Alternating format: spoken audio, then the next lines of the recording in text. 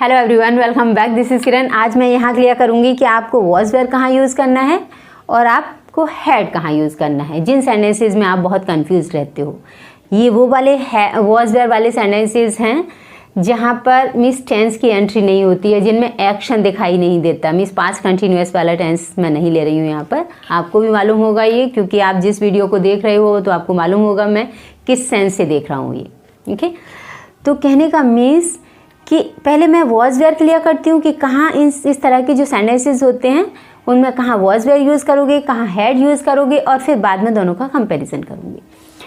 तो अगर सपोज़ कि कोई भी जो सब्जेक्ट है, मीन्स वॉज वेयर कहाँ यूज़ करोगे कि जब भी कोई सब्जेक्ट है उसकी कोई पहचान बताई गई हो, क्या उसकी कोई डेजिग्नेशन या कोई रिकॉग्निशन या फिर उसकी कोई भी विशेषता, कोई भी एडजेक्टिव अगर उसका बताया गया हो, तो भी आपको क्या यूज़ करना होगा, वॉज वेयर। बस सिंपल सा फॉर्मूला है, इजीली यू कैन अंडरस्टैंड।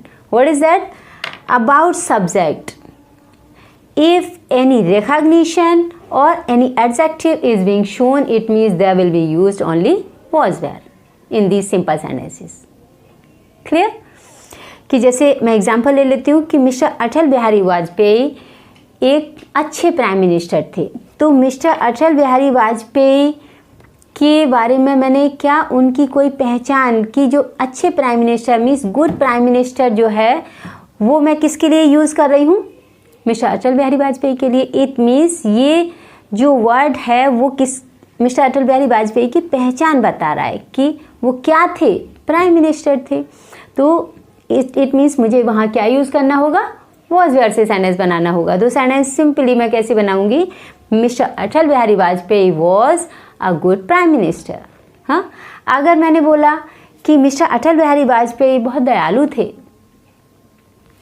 तो उनकी विशेषता बता दी मैंने, तो भी मुझे वॉज वेयर ही यूज़ करना है। तो सेंटेंस कैसे बनेगा कि mister Atal Bihari Vajpayee was generous person या वेरी काइंड पर्सन, जो भी आपको विशेषता यूज़ करनी है। Got it? ये क्लियर हुआ इतना?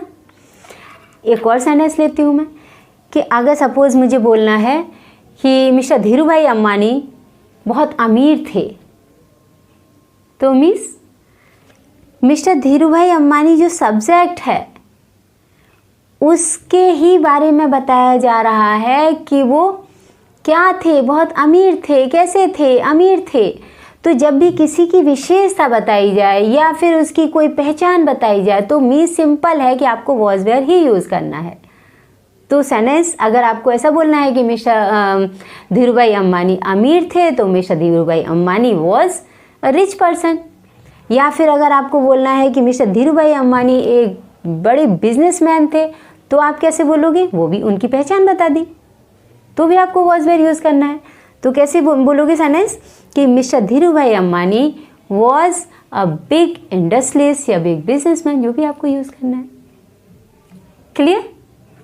ये इस तरह से आप इजीली यहाँ पर पहचान सकते हो कि मुझे क्या यूज़ करना है, वॉज वेयर यूज़ करना है। क्यों यूज़ करना है? क्योंकि सब्जेक्ट की कोई भी पहचान बताई जा रही है, उसकी कोई भी विशेषता बताई जा रही है। इट मीन्स मुझे वहाँ पर वॉज वेयर ही यूज़ करना है, मुझे हैड यूज़ नहीं करना है।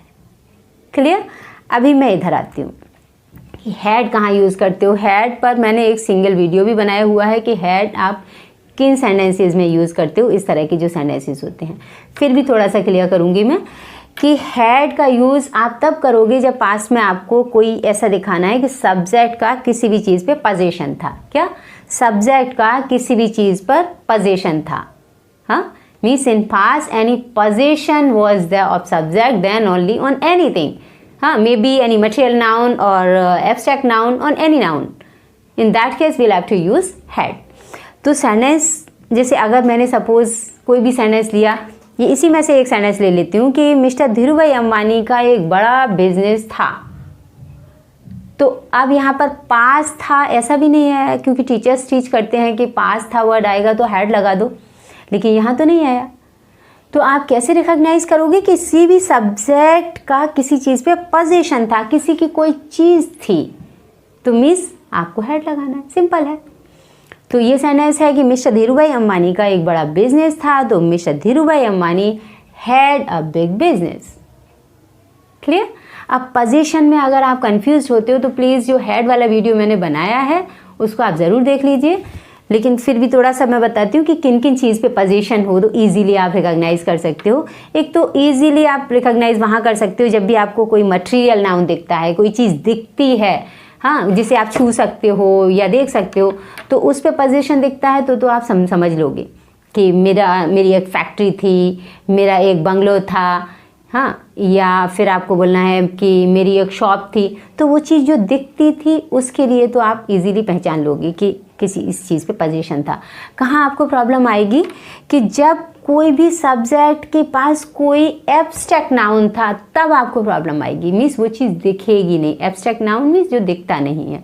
जैसे अगर कोई सेंटेंस आ जाए कि उसे टेंशन था, क्या उसे टेंशन था, तो अब टेंशन वर्ड तो दिखता ही नहीं है, तो आपको वहाँ पर भी आपको हैड ही लगाना है। कहने का मीन्स किसी सब्जेक्ट का किसी भी नाउन पे पोजीशन था, चाहे वो दिखने वाला नाउन हो, मटेरियल नाउन हो, या फिर वो एब्स्ट्रैक्ट नाउन हो, नहीं दिखने वाला, हाँ, तो उससे टेंशन था तो ही हैड टेंशन।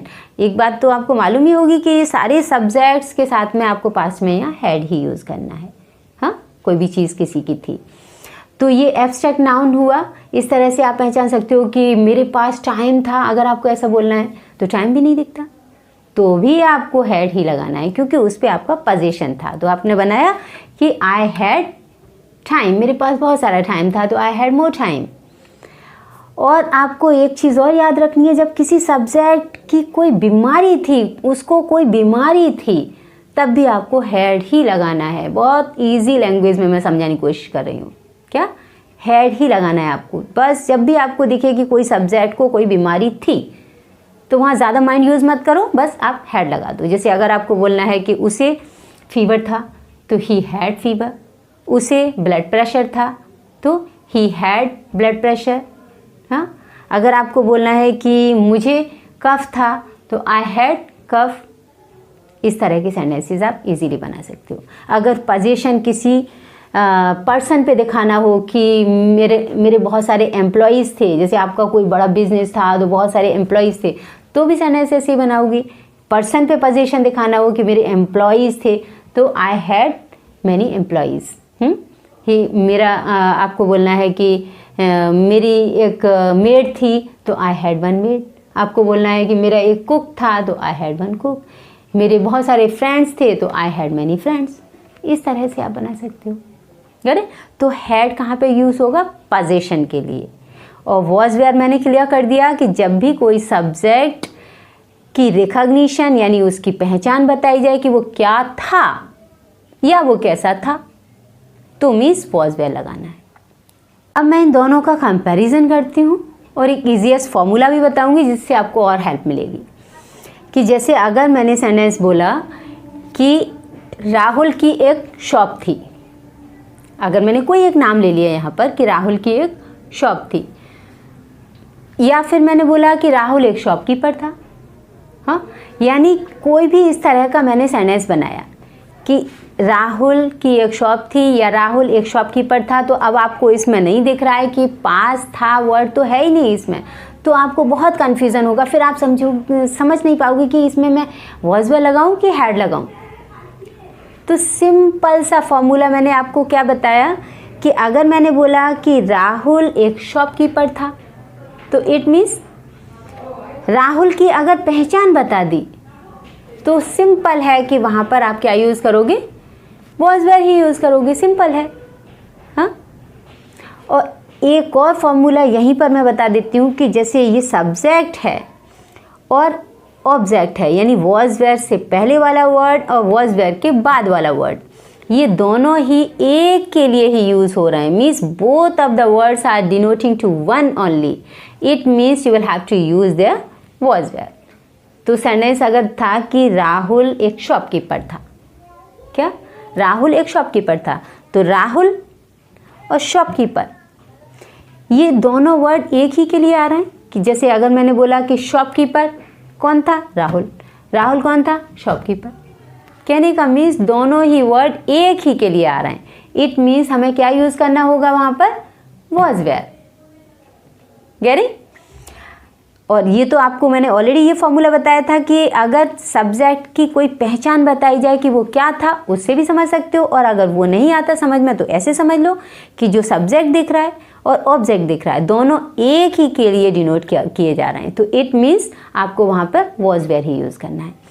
अगर सपोज एक सेंटेंस यही वाला मैं इधर लेती हूँ कि राहुल की एक शॉप थी, मैंने अभी बोला था सेंटेंस, तो यहाँ पर भी आपको कहीं पास्ता वगैरह नहीं दिख रहा, लेकिन जब आपको ये दिख रहा है कि राहुल की एक शॉप थी, एक तो आप पोजीशन वाले सेंस से समझ सकते हो। अगर आपको वो नहीं आता समझ में तो आप ऐसे देखो कि राहुल जो नाम है वो एक अलग नाउन है, और आपने दूसरा लिया कि शॉप वो एक अलग नाउन है।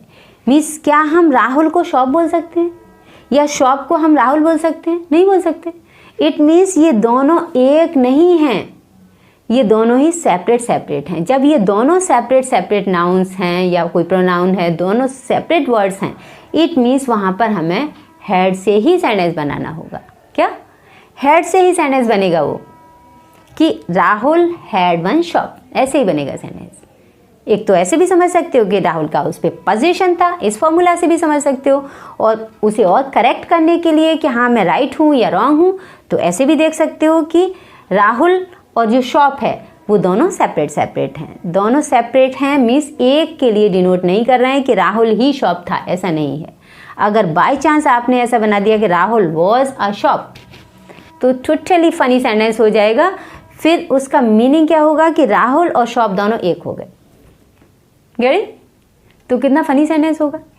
हाँ, इस तरह से मीन्स आप समझने की कोशिश करो। अगर आपको ऐसा लगता है कि दोनों सेपरेट हैं तो आपको क्या लगाना है, हैड। और अगर आपको लगता है कि दोनों ही एक ही के लिए डिनोट किए जा रहे हैं तो इट मीन्स वॉज वेयर। और इसके प्रैक्टिस वीडियोस भी दे दूंगी बहुत सारे सेंटेंसेस में। हाँ, so hope so you understood and see you next video. Till then bye bye, have a good time.